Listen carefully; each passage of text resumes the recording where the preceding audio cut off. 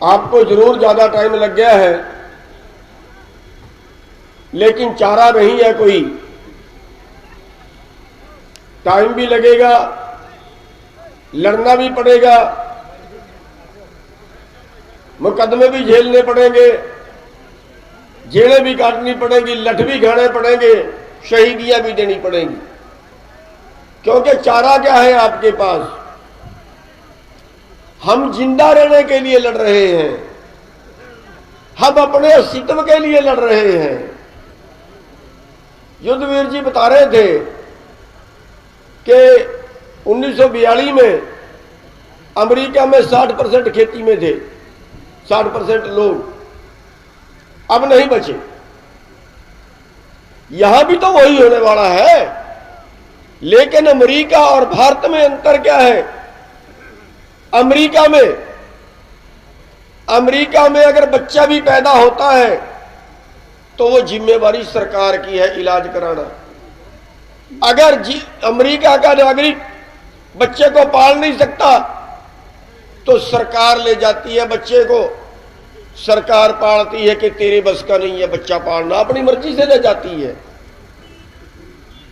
America के अंदर अगर किसान बीमार हो जाए, कोई आदमी बीमार हो जाए, उसको टेलीफोन करना है, एम्बुलेंस आएगी, लेके जाएगी, इलाज करा के घर पे छोड़ के जाएगी। अगर बेरोजगार है, काम नहीं मिला, 2 दिन काम ना मिले तो तीसरे दिन उसके घर पे बेरोजगारी भत्ता आ जाता है। बुढ़ा हो गया है, उसकी पेंशन उसके घर पे आएगी, एक दिन भी लेट नहीं होगी।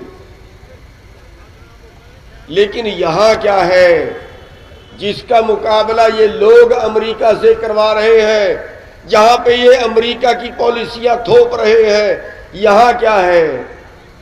यहां इस देश के 45% बच्चे, राष्ट्रीय नमूना सर्वेक्षण का आंकड़ा है, इस देश के 45% बच्चे कुपोषण का शिकार हैं, जिनका वजन पूरा नहीं है, जिनकी बढ़वार पूरी नहीं है, जिनका खून पूरा नहीं है। भारत के अंदर हर 32 मिनट में देश का अन्नदाता, देश का पेट पालने वाला किसान, हर 32 मिनट के अंदर एक आदमी कर्जे से दब के आत्महत्या कर लेता है।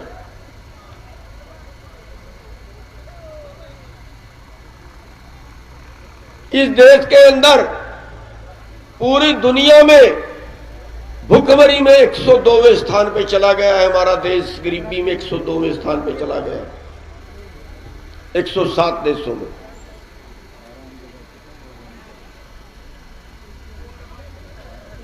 इस देश के अंदर एक आदमी की आमदन केवल 35 रुपए, 30 से 35 के बीच है, बस इतनी आमदन पे गुजारा करता है।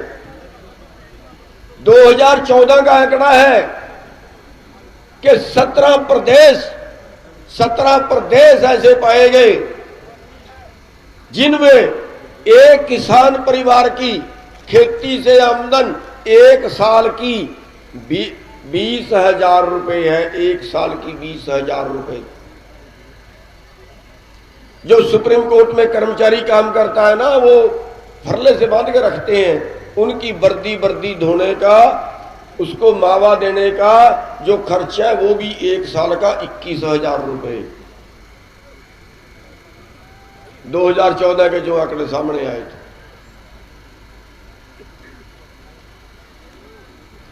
यानी हमारी लड़ाई जिंदा रहने की है। भूख से आज हमारे देश में 20 करोड़ लोग ऐसे हो गए हैं जिनको 2 वक्त की रोटी नहीं मिलती, भूखमरी में चले गए, केवल 2 टाइम की रोटी नहीं मिलती, बाकी सुविधाएं तो बहुत दूर की बात है। इस देश के अंदर अगर आप लोगों में से कोई बीमार हो जाए, 20 लाख रुपए का, 50 लाख रुपए का इलाज कराना पड़ जाए, हाथ खड़े करके दिखाना कितने लोग करवा लेंगे? कोई नहीं करवा पाएगा। और जिनके पास 2 किले जमीन होगी, 4 किले जमीन होगी, बेच के करा लेगा, बेच के करा लेगा। परिवार का जी बचाना है। और जिसके पास है ही कुछ नहीं, वो क्या बेच के बचा लेगा? मरेगा। अरे चौक पे खड़ा के सारे परिवार को नीलाम भी करेगा ना, सारे परिवार को के उनकी बोली में कोई खरीद ले। एक परिवार के एक आदमी का इलाज नहीं करा सकता। कहां खड़े हैं हम? इसलिए लड़ना हमारी मजबूरी है। और कौन है हमारे दोषी? हमारी तो उत्तम खेती थी। जब देश आजाद हुआ हम कर्जई नहीं थे, उत्तम खेती थी। आज हमें किसने लूट लिया? आज हमारी उत्तम खेती क्यों नहीं बची? कौन बचाएगा इसको? कौन सोचेगा इसके बारे? आज हमारी उत्तम खेती क्यों नहीं बची? हमारे बुजुर्ग नौकरी नहीं करवाते थे अपने बच्चे से, कहते थे मेरा बेटा किसी के आगे नौकर लगेगा, हम तो स्वाभिमानी है, हमारे पास जमीन है, हमारे पास ये है वो है, हम स्वाभिमानी है, मेरा बेटा किसी के आगे नौकरी लगेगा। नहीं करवाते थे। 1962 की लड़ाई के बाद सरकार ने हाथ फैलाए थे आपके आगे। सरकार के नुमाइंदे आए थे हमारे बुजुर्गों के घर पे, उनको कहा था तेरे पास 4 बेटे हैं, 4 बेटे हैं, एक बेटा सेना में भर्ती करा दे देश की रक्षा के लिए, एक बेटा दे दे। हमने दिए थे। लेकिन आज क्या हुआ? इस देश की रक्षा की आपने, और इस देश में अन्न भी नहीं था। अमेरिका ने हमारे देश के प्रधानमंत्री को कह दिया था कि तेरे देश की जान मेरी मुट्ठी में है, अगर चाहूं तो तेरा देश भूखा मर जाएगा अगर मैं अनाज देना बंद कर दूं। जय जवान जय किसान का नारा दिया था, खेत में किसान सीमा पर जवान का नारा दिया था। मेहनत की आप लोगों ने, पैदा कर दिया। 140 करोड़ आबादी का पेट भरने के बाद भी अनाज बचा हुआ है। सीमा पे हमारे जवान रोज शहीद होते हैं, आपके परिवारों से हैं।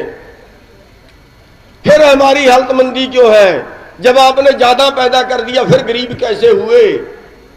फिर किसने लूटा? हमें लूटा हमारे देश के कानून ने, हमारे देश की नीतियों ने। नीतियां किसने बनाई? हमारे नीतिकारों ने, हमारे नेताओं ने। और वो नेता किसने चुने? वो आपने चुने। आपने जाति के नाम पे वोट दी, आपने धर्म के नाम पे वोट दी, आपने गुमराहों के वोट दी, और उन लोगों को वोट दी जो पैसे की चमक दिखा गए आपके वोट ले गए। पैसे से सत्ता, सत्ता से पैसा, फिर पैसे से सत्ता, और फिर सत्ता से पैसा। और अब तो हद हो गई, गुंडागर्दी से सत्ता और सत्ता से गुंडागर्दी। साथियों, कैसे लूटा? 1967 के अंदर आज क्या हो रहा है? हर 7 साल में किसान वर्ग की आमदन हर 7 साल में अपने बराबर के दूसरे वर्ग से आधी रह जाती है, आधी रह जाती है। अगर दूसरे वर्ग के एक साल में 100 रुपए बढ़ते हैं तो किसान के एक साल में 84 रुपए बढ़ते हैं। अगले साल फिर यही अंतर, उसके अगले साल फिर यही अंतर, और 7 साल में आपका जो दूसरे वर्ग वाला है उसकी आमदन आपसे 2 गुनी हो जाती है, यानी आप उसके आधे रह जाते हो। और ये चलते चलते नतीजा है हमारे सामने। 1967 के अंदर जिस कर्मचारी के 100 रुपए तनख्वाह थी उसकी आज कम से कम 40,000 है, 400 गुना बढ़ गई है। और आपके भाव, जहां जिसके फसल के 100 रुपए से खेती होगी, ज्यादा पैदावार होगी, आपने ट्रैक्टर कर्जे पे लिया, आपने ट्यूबवेल कर्जे पे लगवाया, और वो कर्जा बढ़ता गया और आप ब्याज देते गए, ब्याज देते गए। आज हिसाब लगा लीजिए, जितना आपने 1967 के अंदर कर्जा लिया था उसी का आज ब्याज लग लग के जितना आप दे चुके, आप जितना आज कर्जा है इससे कई गुना ज्यादा ब्याज दे चुके हो। और पूरे देश के किसान, जिसमें पिछले 20 सालों में 4 लाख किसान मर चुके हैं, कितना कर्जा है? अगर एग्रो इंडस्ट्री का कर्जा अलग निकाल दें, एग्रीकल्चर का जो कर्जा है 7.5-8 लाख करोड़ के करीब। टोटल जो खेती में आप लोगों ने कर्जा लिया पूरे देश में, मजदूर भी साथ में आ गए, पूरे देश में 8 लाख करोड़ का कर्जा है, जिसमें हर 25 मिनट में एक किसान मर जाता है।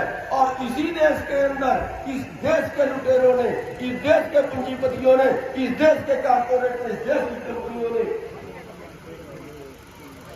15 लाख करोड़ यानी आपके सारे कर्जे सिर्फ 2 गुना बैंकों का मार लिया, जिसको हम एनपीए बोलते हैं, जो वसूला नहीं जा सकता, जो किसी कानून के दायरे में रह के उससे नहीं लिया जा सकता।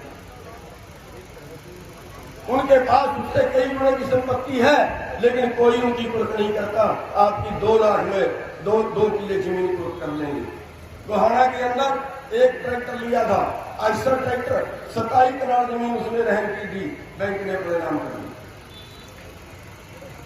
कब तक लुटोगे? अरे बैंक वाला आता है ना गांव में जमीन कुर्क करने के लिए, बिठा लो वहीं पे, बांध लो वहीं पे। किसान मजदूर एकता जिंदाबाद, किसान मजदूर एकता जिंदाबाद। और बोलो सरकार से कि पहले वो 15 लाख करोड़ वसूलिए, फिर हमारे पास वसूलने के लिए है। जो दे सकता है दे, जो नहीं दे सकता मरने की जरूरत नहीं है। और हमारी जमीन नीलाम कर देंगे। वो कैसे कर देंगे? सारे गांव को इकट्ठा करिए, बांध लीजिए वहीं तो हमारी जमीन कुर्क करने के लिए आ जाए। 100 जगह से हमने भगाया, एक जगह भी किसी की कुर्की नहीं होगी, सैकड़ों जगह से भगाया करेंगे। साथियों, कब तक बर्दाश्त करोगे? कैसे जिंदा रहोगे? ये कानून बना दिए, आपकी सारा एग्रो बिजनेस चंद लोगों को दे दिया। 25 रुपए किलो सेब खरीद रहे हैं कश्मीर के किसान से, और आपको यहां जाके बेच रहे हैं 250 रुपए किलो अडानी। छोटे व्यापारी सारे खत्म। 25 रुपए किलो खरीद के 250 रुपए किलो।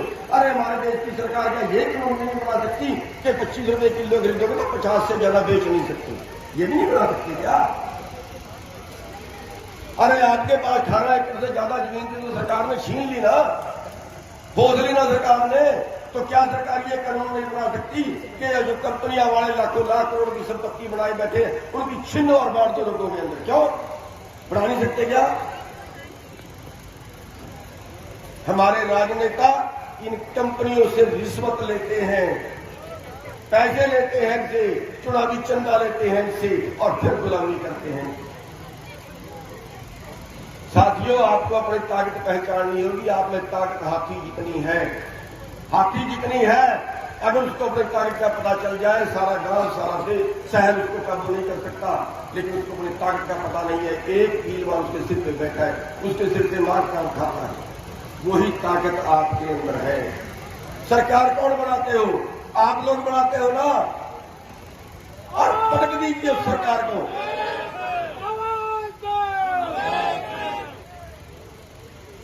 हम जातियों में बंट के वोट डालते हैं, धर्मों में बंट के वोट डालते हैं। साथियों, अपने आर्थिक मुद्दों में वोट डालिए ना, अपने हालातों में वोट डालिए ना। और मैं तो ये कहता हूं कि उससे भी आगे निकलिए, उससे भी आगे निकलिए। हम कहते हैं हमने बीजेपी को हराना है, जरूर हरा देंगे, लेकिन दूसरा दूध का धोया आएगा क्या? दूसरा उसका भी बाप निकलेगा। इसी बात रहे में हमारा। पीछे कांग्रेस को हराया था कि कांग्रेस को हराएंगे, कांग्रेस ने मदद लिया, बीजेपी को बनाया, उसके बाप निकले। अरे आपके बीच से तो अच्छे लोग नहीं निकलते क्या? अरे अपने बीच से पंचायती कैंडिडेट खड़े कर लिया करो। ये नहीं हो सकता क्या? हो सकता है, खूब हो सकता है। लेकिन जब हमारे पास वोट का टाइम आता है, जब तो हम ठेकेदार बन जाते हैं, कड़वे चाटते हैं राजनीतिक पार्टियों, तब तो हम हिंदू मुसलमान बन जाते हैं, मुसलमान बन जाते हैं, कोई दलित बन जाते हैं, कोई जाट बन जाते हैं, कोई सिख बन जाते हैं। साथियों, इन चीजों से ऊपर उठना होगा हमें।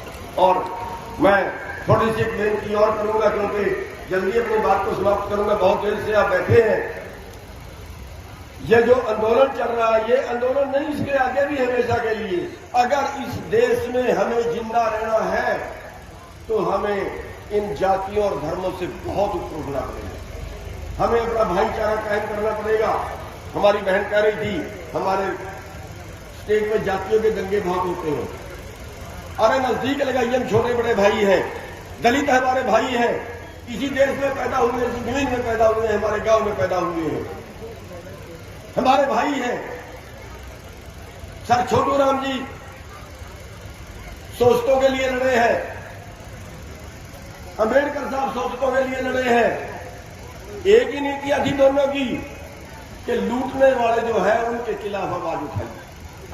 इकट्ठे लड़ सकते हैं, लेकिन बस थोड़ा सा बहम है, आप उसमें निकाल दीजिए। जितने हमारे किसान भाई हैं ना, इस भाईचारे को बनाइए। जितने हमारे किसान भाई हैं ना, वो अपने घर में अंबेडकर साहब की फोटो लगा लीजिए। और जितने हमारे दलित भाई हैं ना, वो अपने घर में सर छोटू राम की फोटो लगा लीजिए। बहुत बढ़िया। अरे गले लीजिए, गले मिलाइए इन मजदूरों को, गले मिलाइए इन दलित भाइयों को। अछूत नहीं है ये। और जब तक हम अछूत समझते रहेंगे तब तक हम पिसते भी रहेंगे, कोई नहीं बचा सकता। साथियों, हमें अच्छा लगा कि आज की जो स्टेज है वो बहन तालड़िया जी को दी। ऐसा ही हमारे बीच में भाईचारा बढ़ना चाहिए, आगे के लिए हम बनाए। सब धर्म, कोई धर्म आपस में नहीं दबाता, सारे उस परमात्मा का प्रचार करते हैं। धर्म के ठेकेदार हमें दबाते हैं। साथियों, ये जातियों के, धर्मों के बस इस जंजाल से बाहर निकले। और मैं एक बेनती और ये करना चाहूंगा कि हमारा जो आंदोलन चल रहा है, आप सभी खातों के सरदार यहां पे बैठे हैं। आपकी बात, आपका पूरा जो आपका अधीन जितना भी क्षेत्र है वो मानते हैं। हर गांव से 10 आदमी, हर गांव से 10 आदमी आप धरने पे रखें। पहले अगले चले जाए, पहले आ जाए। हर गांव से केवल 10 आदमी। अरे 10 तो कुछ भी नहीं है। हर गांव से केवल 10 आदमी धरने पे रखें। ये जरूरी है। धरनों पे हमारी संख्या कम हो गई है। सरकार को ये नजर ना आए, वैसे तो आप काम के लिए आते हो, सरकार को ये नजर ना आए कि कहीं इनमें कमजोरी आ गई। और साथियों, एक हम और बता देना चाहते हैं कि सरकार कहीं इस भड़ेखे में ना रही कि ये कुछ करना नहीं जानते। सरकार इस भड़ेखे में ना रहे कि शायद डरते हुए सरकार ये सोच ले कि ये डरते हुए बैठे हैं धरने पे, इसके आगे नहीं बढ़ते। सब कुछ करना जानते। 26 जनवरी को देख लिया होगा, 26 जनवरी को देख लिया होगा। बस हम शांति बनाए रखना चाहते हैं। और कहा ये हमारे पे लठ पेलते हैं ना, हम बर्दाश्त कर रहे हैं, हम बर्दाश्त कर रहे हैं। एक सीमा होती है बर्दाश्त करने की भी। सैकड़ों लोगों के सिर पाड़ दिए, सैकड़ों की हड्डियां तोड़ दी हरियाणा सरकार ने। कई 100 मुकदमे बना चुके हैं। और हरियाणा सरकार का मुख्यमंत्री कहता है ना, लठ उठा लो। और वैसे नहीं बोल रहा, अचानक नहीं है, सहयोग नहीं है। हरियाणा का मुख्यमंत्री उसी दिन बोल रहा है लठ उठा लो। और उत्तर प्रदेश में उसी दिन किसानों को कुचल दिया जाता है सरकारी गुंडों के द्वारा। अचानक नहीं है, ये सैकड़ों गुंडे इकट्ठे होते हैं और हमारे पे हमले करते हैं। चेतावनी दे देना चाहते हैं सरकार को कि जिस दिन लठ हमने उठा लिया ना, उस दिन तुम्हारा कुत्ता भी गली में नहीं घुसेगा। हमारे सबर का इम्तिहान वाले,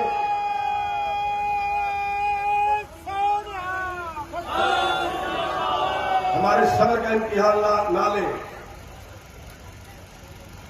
लेकिन हम फिर भी अपने भाइयों को समझा देना चाहते हैं कि हमने हाथ नहीं उठाना, हमने हाथ नहीं उठाना है। सरकार मारेगी, लठ मारेगी, डंडे मारेगी, जेलों में मिल जाएगी, जाएंगे, जुल्म सहेंगे, सरकार का हर जुल्म सहेंगे। हमने हाथ नहीं उठाना। अगर हमने हाथ उठा लिया, ये कहीं जाति में फंसाएंगे, कहीं धर्म में फंसाएंगे और आम जनमानस जो है वो उसके विरुद्ध हो जाएगा। आम जनमानस जो है वो हमारे विरुद्ध हो जाएगी। इसलिए हमने इनके सभी जुल्म सहते हुए आंदोलन लड़ना है, लेकिन सरकार इतना कमजोर भी ना समझ ले। अगर ये किसान बिगड़ गए ना तो प्रधानमंत्री जी कोठी घेर देंगे जाकर। किसान मजदूर एकता जिंदाबाद जिंदाबाद जिंदाबाद। अभी हम शांति से बैठे हैं, सरकार के पास अब भी टाइम है इस आंदोलन को निपटा कर किसानों की बात मांग रहे हैं। हमने कोई रियासत नहीं मांग रहे, हम तो खाली MSP मांग रहे हैं। पिछले 15 साल में 45 लाख करोड़ लूट लिया, सरकार की ही रिपोर्ट है। 15 साल में 45 लाख करोड़ MSP से कम दिया और 8 लाख करोड़ में हम मर रहे हैं। अरे डाके का तो हिसाब किताब कर ले, मर जो कम से कम ना। साथियों, आपके धन्यवादी हैं, आप इतनी देर से बैठे हैं, ध्यानपूर्वक आपने सुना। आप सभी का बहुत बहुत धन्यवाद।